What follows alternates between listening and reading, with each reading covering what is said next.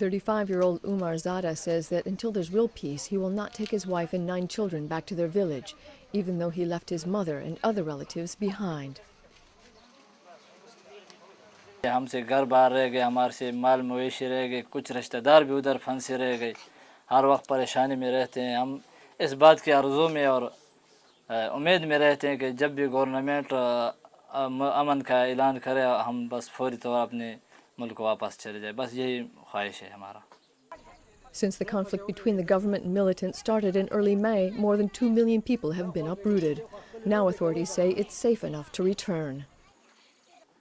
जब तक ये मसला पूरा ख़त्म नहीं हुआ, थोड़ा बहुत इसमें शक की गुंजाइश रह जाए तो हमारा उधर जाना मुश्किल होता है।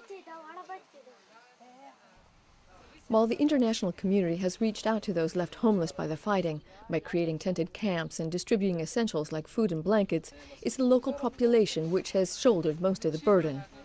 About 1,750,000 people are being housed in private homes and other buildings, dependent on the goodwill of hosts like Shir Zamin.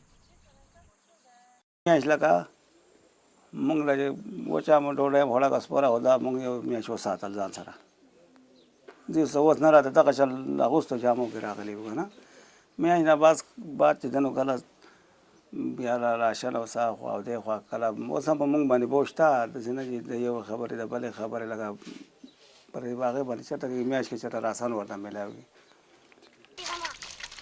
Shir has 13 children of his own, yet he opened his doors to a family of 11, allowing them to stay indefinitely. Most of those who fled left with little except for the clothes on their backs. They need everything: food, clothes, utensils, and shelter. UN Habitat is distributing UNHCR tents to families and toolkits for homeowners. This helps, but as time goes on, the resources of the host families are running out, and their generosity could be short-lived. Life in the camps is even more difficult, especially for women. The question of privacy and security are paramount. The Islamic faith requires that women remain separate from men, which is difficult when living in tents with a shortage of space. Many of the women have not been outside in public for years. Under the government plan, those living in camps will be the first to go back. The operation is scheduled to start in mid-July. The government says that security as well as utilities have been restored.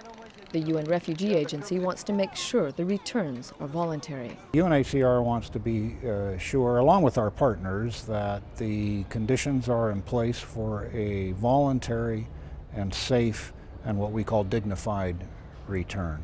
That people can go home, make a go of it, that they've got all the basic essential services in place.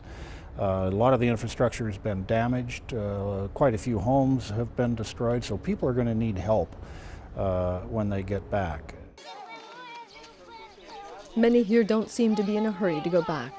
However, the prospect of living an indefinite hand-to-mouth existence could persuade many families to reconsider their options.